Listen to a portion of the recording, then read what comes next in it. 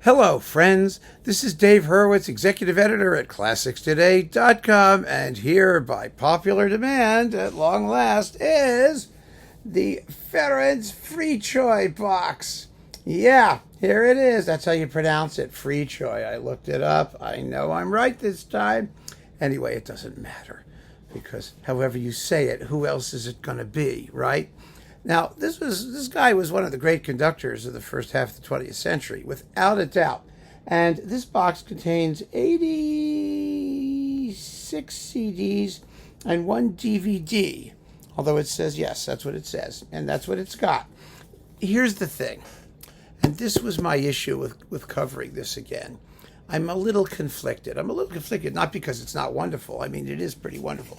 But because the way that his legacy has been handled by DG, because rather not too long ago, well, I mean, within the decade, I guess, 5 years, I don't know how many years it's been, DG released these cubes.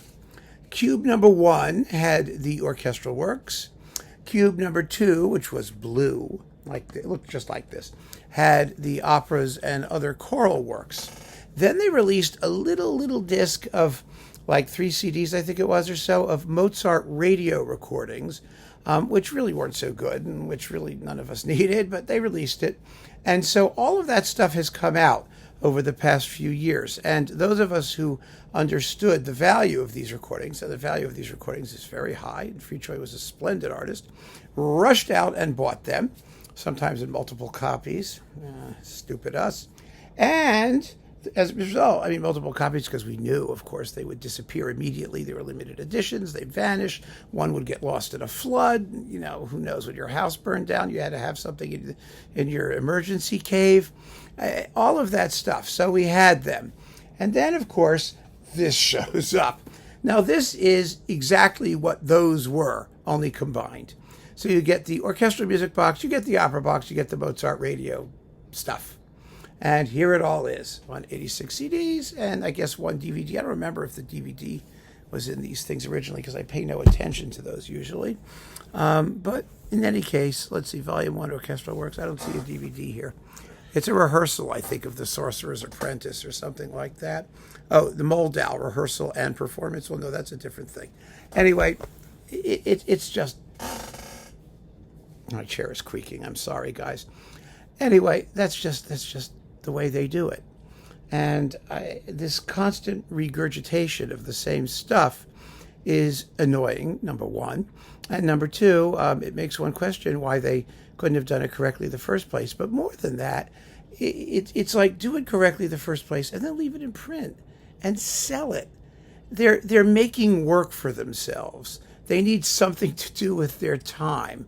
So they issue a piece of it, then they delete it, then they reissue it, then they delete it, then they put it in a big box, then they'll delete that, then they can issue little bits of the big box, the operas, the Mozart operas, the Beethoven operas, the Bartók stuff, it's all been done.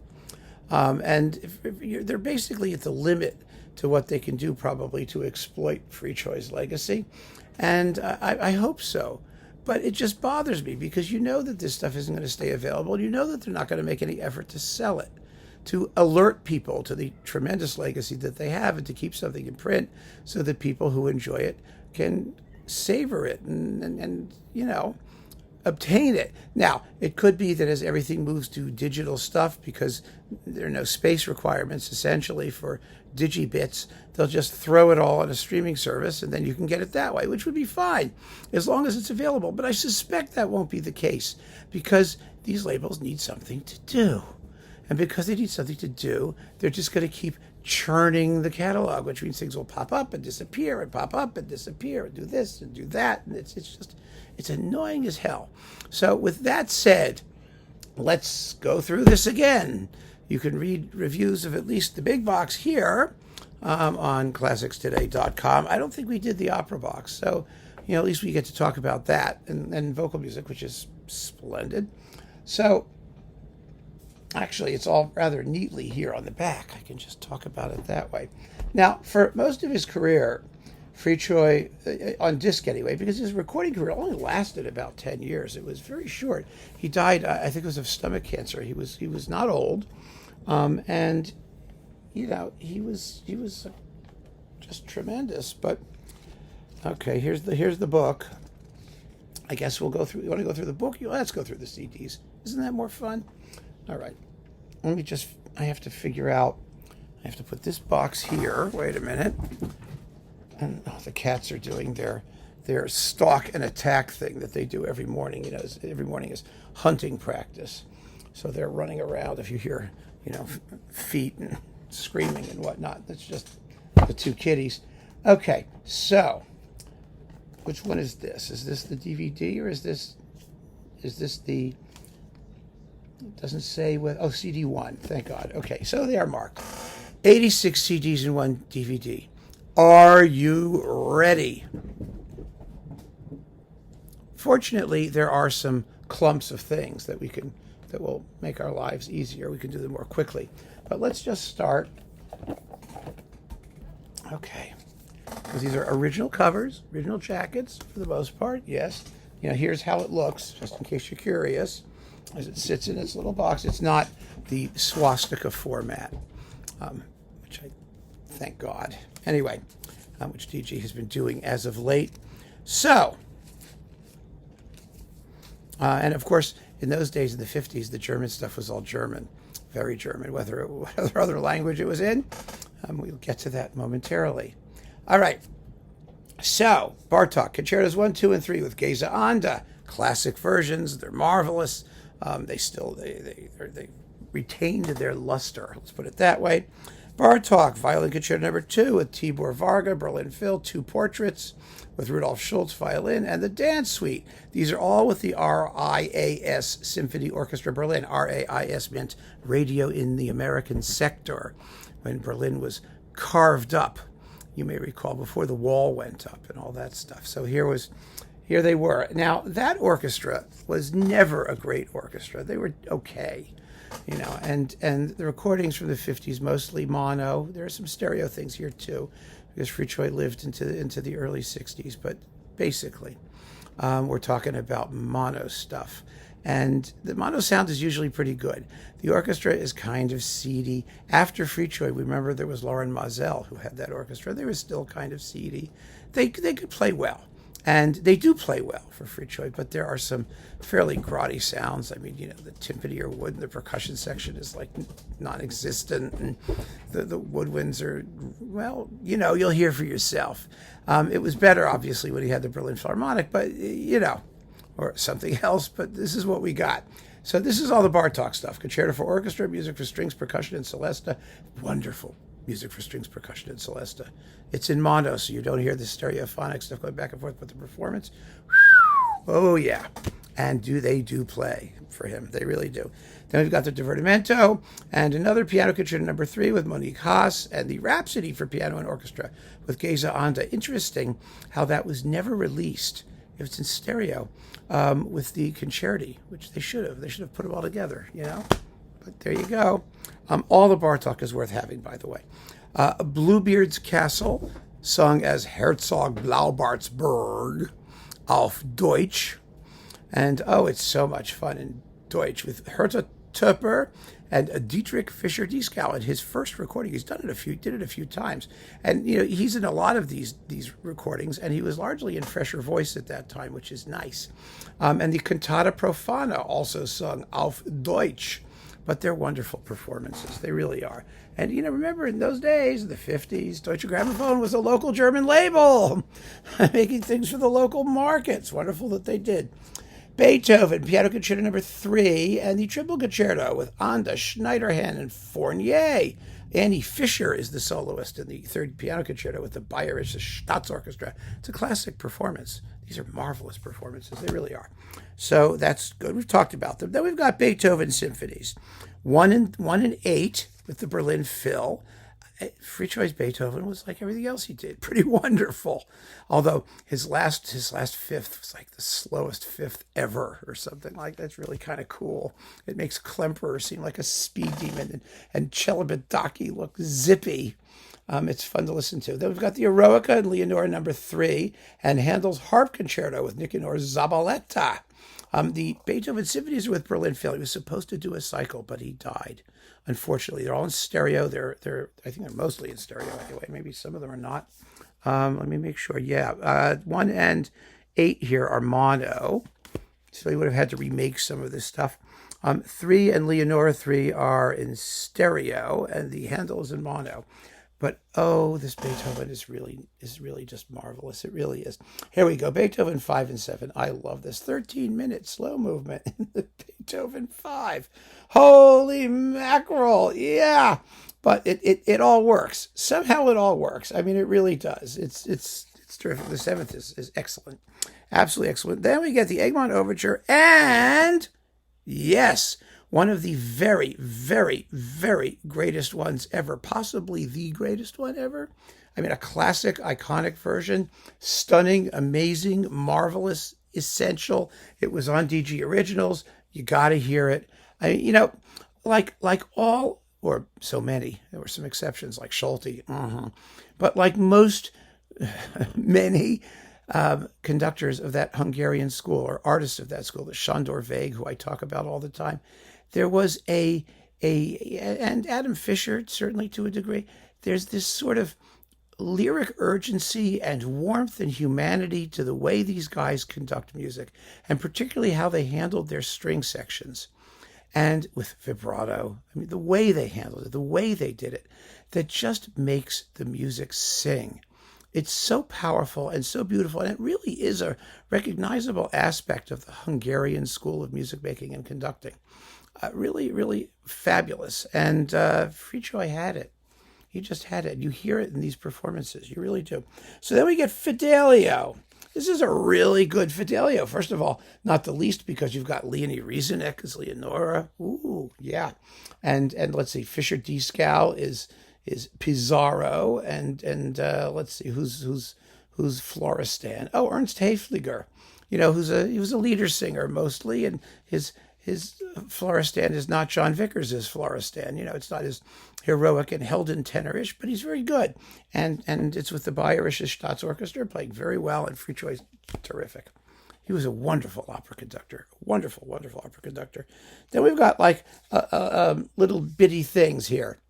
Berlioz overtures and Damnation of Faust excerpts, Borodin, Poloftsy dances, and In the Steppes of Central Asia, Mussorgsky's Night on Bald Mountain, Gounod's Faust ballet music, and it's fun. A fun disc. I mean, you get to hear the limitations of that orchestra in brilliant orchestral showpieces, because Finster. Oh goodness, here we go.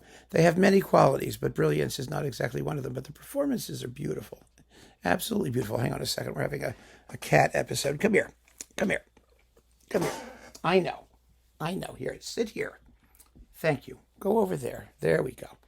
Now, hopefully, we won't have a disaster. I appreciate it. I really do. It's nice of you to come by. But, okay. If you're curious, there she is. Yes.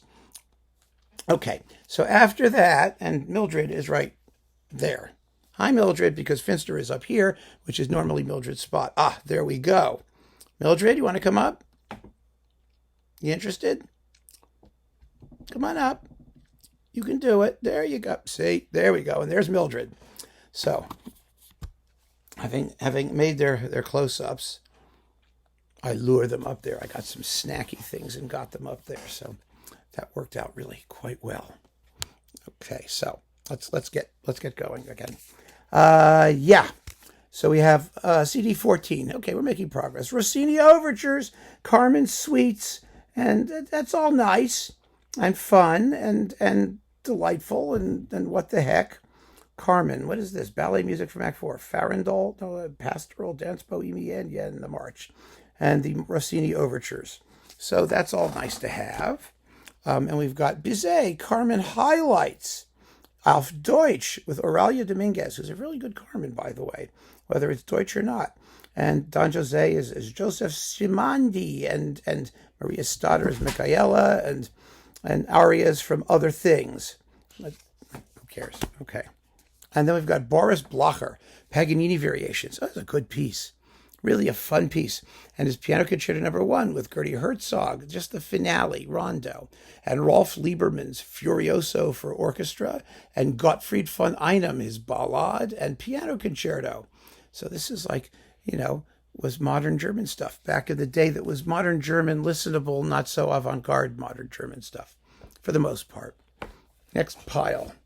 We're up to CD 17. Brahms, Piano Concerto No. 2 with Geza Anda. Take it or leave it. It's okay. Double Concerto with Schneiderhan and Starker. Very good. And I'm not doing the mono stereo thing anymore because you get the picture. Some are, some aren't. And if you care about which is which in an 88 or 86 CD box, there's no hope for you, so it doesn't matter. Franck, Symphonic Variations with Marguerite Weber. People used to play that all the time. Such a wonderful work. Lovely performance, too. Weber was a good performance, a good pianist. Her husband was a rich industrialist who subsidized all of her stuff. Lucky for her, but she was worth it. She really was. She did a great Nights in the Gardens of Spain with Kubelik. Anyway, Brahms, Haydn Variations, and Brahms 2 with the Vienna Phil. Well, that's nice. These are monos. And again, I'm not going to get into the details of each performance. I can't with 86 CDs in this time frame. But also the fact that, either you think Fricsay is worth hearing or you don't. And I'm telling you he's worth hearing. Do you need any more recommendation than that? Well, maybe I will talk a little bit about some of the performances more. Debussy, Afternoon of a Faun, and the two dances with Nicodore Zabaleta for harp, Sorcerer's Apprentice. You liked the Sorcerer's Apprentice. The Ravel Introduction in Allegro, La Valse, and Bolero. Well, these are fun, but again, boy, is this orchestra not really the French orchestra, French music orchestra. I mean, the performances, you could tell, are really nicely done. But, you listen to the sound of this orchestra and you go, oh, yeah, the French, it ain't. All right, Dvorak, Violin Concerto with Johanna Marzi. Oh, it's a lovely performance. Absolutely lovely. Finale, as is usual with the sort of German side, Dvorak is a little bit slow, but otherwise it's wonderful. The Bruch Violin Concerto and the Glazunov Violin Concerto. And those are with Erika Morini, and they're wonderful too. So that's nice. Dvorak, New World. Oh, it's one of the great new worlds. This is one of the great new worlds of anything, with the Moldau and Liszt preludes. These are in stereo. They're with the Berlin Phil for the most part, except for the Liszt, which is Radio Symphony Orchestra Berlin. Wow, amazing performances. Really among the greatest ever. Really stunningly fabulous. Dvorak, New World Symphony, the earlier one with the RAIS Orchestra, the Moldau, and from Bohemia's Woods and Fields with the Berlin Phil. So it's sort of the same thing, only in mono.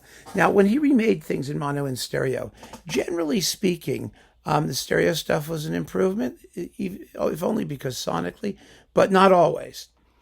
Not always. Some people prefer his earlier things. I generally don't, but again, it swings and roundabouts because he was such a masterful conductor, and you can take your pick. Oh, Werner Eck, the Little Abraxas Suite, and the Suite after Rameau for large orchestra, Gottfried von Einem, Capriccio for Orchestra No. 2, Hans Werner Henze, Ballet Variations, Wolfgang Fortner, Symphony, just the finale. Rolf Liebermann, Suite on Swiss Folk Songs. Oh, how jolly that is. I remember that. Okay, so there you go. More of the modern German stuff. Oh, here we go. Faya, Nights in the Gardens of Spain with Margaret Weber. I mean, didn't she? Yeah, but she redid it with Kubelik. This is in mono. Yeah, the stereo one was with Kubelik. Jean-François Concertina Francais, Concertina for Piano and Orchestra. Honegger Concertina for Piano and Orchestra. Cherepnin, 10 Bagatelles for Piano and Orchestra. Rachmaninoff, Rhapsody on a Theme of Paganini. And this is mono and stereo for the Cherepnin and the Rachmaninoff there, just so you know. Fun stuff. Prokofiev, Classical Symphony, Glier, Ilya Muromets, rather handily chopped down to size and cut. These are in mono, and they're just fun to have. I mean, just to have more of that.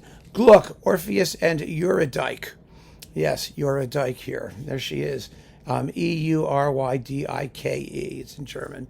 Orpheus und Eurydice, or a Dike, however you want to pronounce it. It doesn't matter. With Fischer-Dieskau, you got a baritone Orpheus, Maria Stadter, and Rita Streich. The singing is great. The performance is wholly romantic and unidiomatic, and I love it. I don't care. And it's in German. Oh, my goodness. Hindemith, Symphonic Dances. Yeah, this is cool. A great piece. Not the best performance of it, but it's a great piece. Carl Amadeus Hartmann, the Adagio Appassionato finale from Symphony No. 4.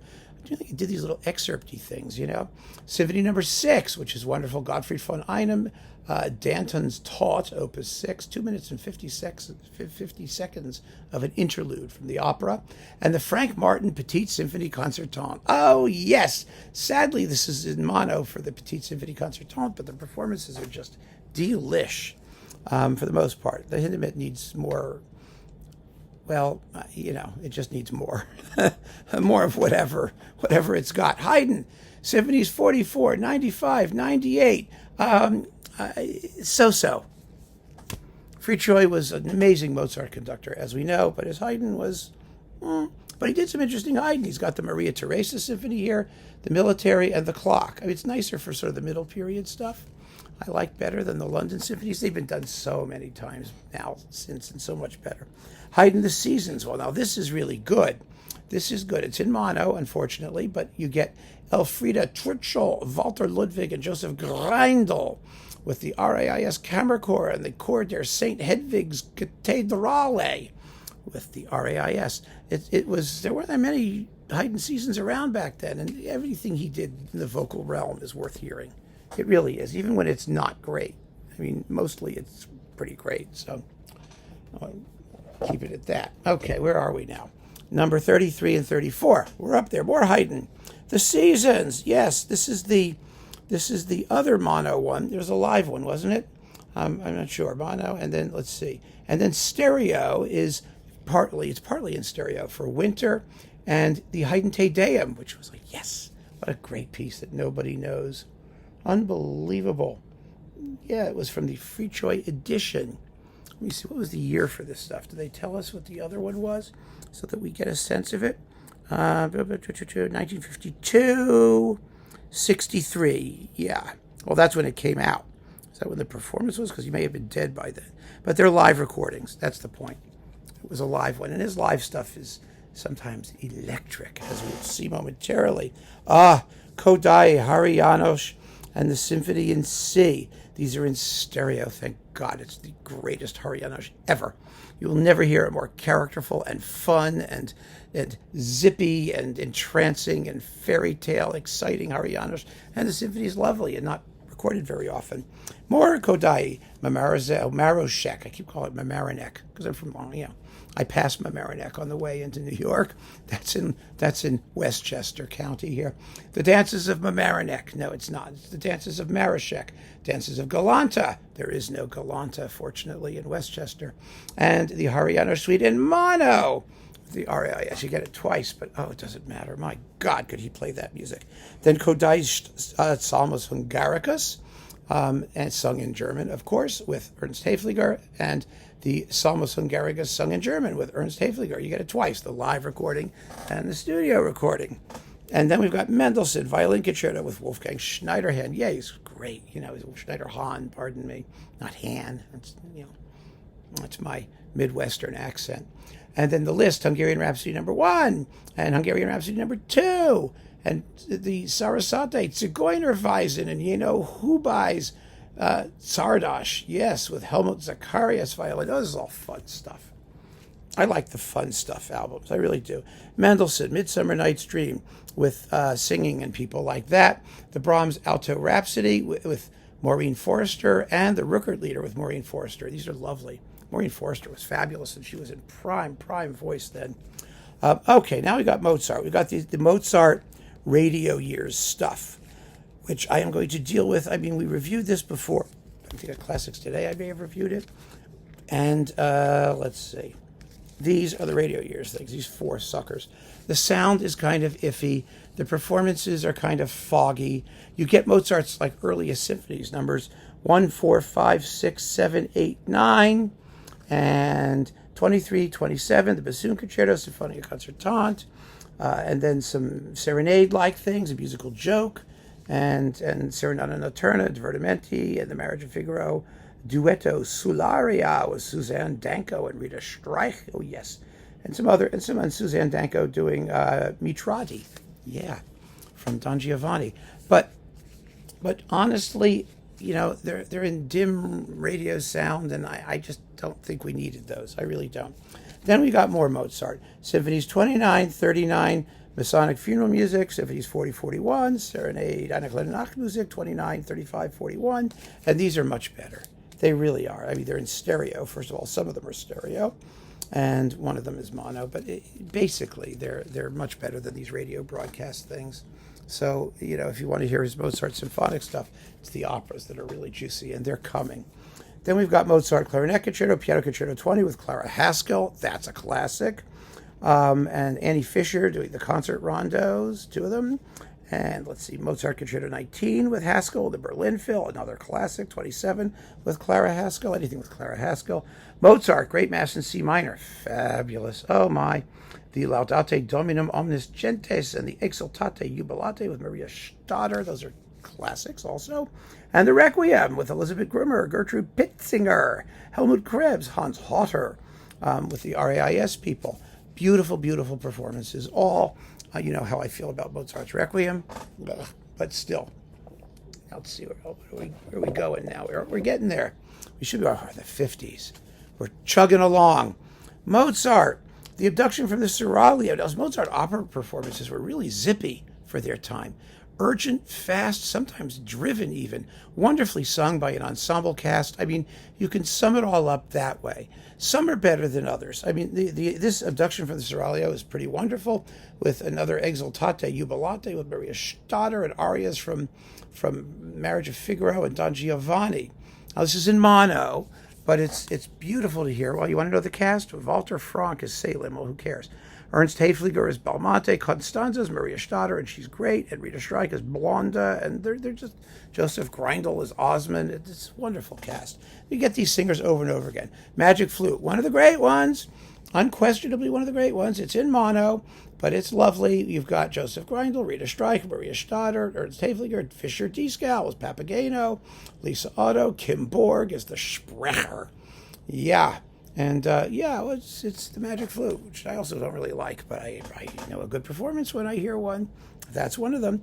Don Giovanni. Okay, this is with the early Fischer Dieskau, and the, let's see, Walter Kreppels, the commendatory, Shana Urinach, yes, and Ernst Hayfliger and Maria Stadter, and, all these people, the same people. Irmgard Seefried is Zerlina. I like this Don Giovanni because it's fast and grim. It's like the Klemperer is slow and grim. This is fast and grim. But as Dan Davis, who reviewed this for ClassicsToday.com, pointed out, the men, Fischer Dieskau and what's his name, Leporello, Carl Christian Kohn, they're not really very jolly.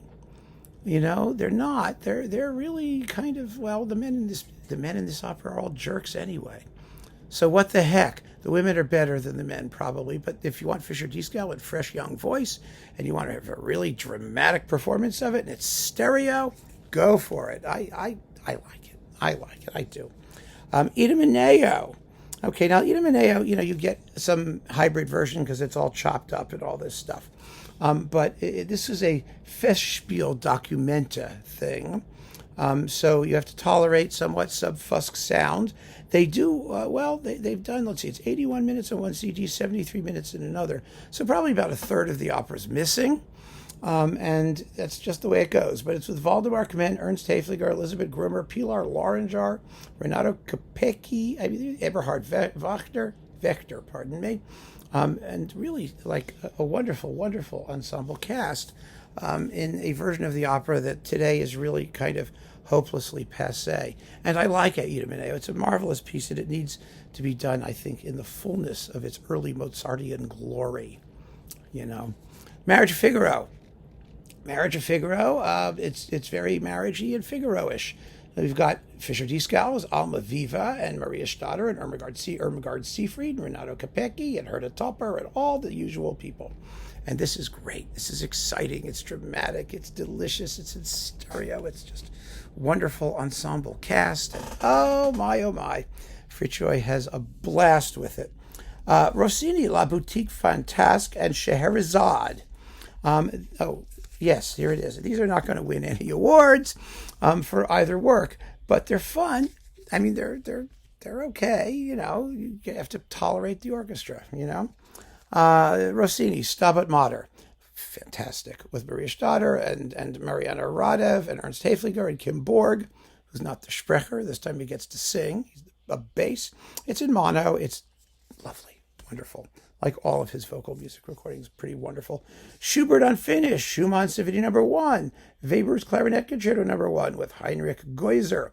And this is all Berlin Radio, and they're very good performances. They really are. But again, competition in that stuff is crazy. And if it's not like, the best, do we care? It's up to you. It's in the box. You get it anyway. Okay, Strauss stuff. Strauss stuff is always fine. Who cares? I love Strauss. I love Strauss stuff, but so many people do it, and so many people do it well. More Strauss stuff. Okay, Johann, we're talking about. Fledermaus. Yes, there's a Fledermaus, a nice one with Peter Anders, Annie Schlemm, Hans Voka, Anneliese Muller, Helmut Krebs. Oh, yeah. And the Frühlingsstimmen Waltz with Wilma Lipp, soprano. This is fun. This is really, it's just a fun performance of, the old bat flapping around there. Richard Strauss, Don Juan, Duet Concertino, which was kind of a new work, I think, back then, for clarinet, bassoon, strings, and harps. The Burlesca with Margaret Weber and Till Eulenspiegel. These are all with the Berlin Phil, which is a good thing, and they're exciting. They're very exciting. Don Juan is less than 16 minutes. It moves, which is a good thing. Stravinsky, Rite of Spring, and Petrushka, movements for piano and orchestra with Margaret Weber. Now, here's the deal. The spirit is willing, but the flesh is weak. That's the bottom line in these sort of mono-ish recordings, although I think one of them is in stereo. Yeah, the movements for piano and orchestra. I wish they were better. I wish they were better recorded. I wish the orchestra was better. I wish you could have heard Fricsay do this stuff in stereo. Could I tell you, folks? Are we doing this right? I don't know. It's 72. Yeah, we're doing it right. Stravinsky, Capriccio for piano and orchestra with Monique Haas, Divertimento from the Fairy's Kiss. Those are wonderful performances. Weber, Invitation à la Valse, Invitation to the Dance.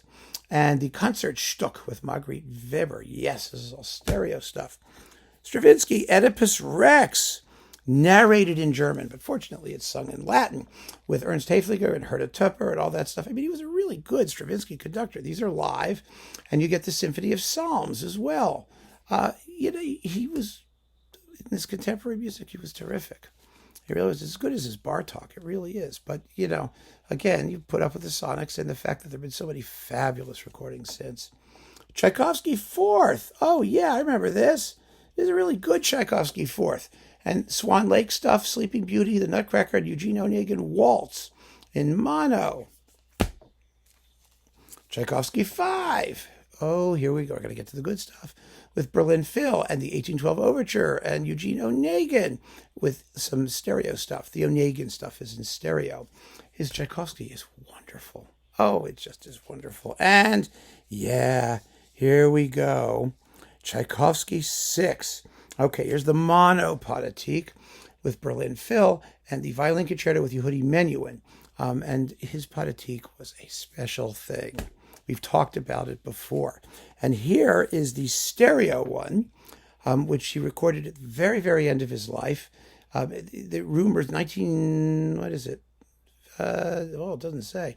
But it doesn't matter. This is the stereo one with Berlin Radio. Oh, they play for him. He has them playing better than the Berlin Phil. And the Serenade for Strings. Now, this Poetique is just, like I said, rumor has it he wanted to retouch it. It wasn't released till well after he passed away. And it's just a knockout. It's one of the great ones. I think some people think his earlier one is as well. I'm not going to argue about it if that's how you feel. It's fabulous. Fabulous stuff.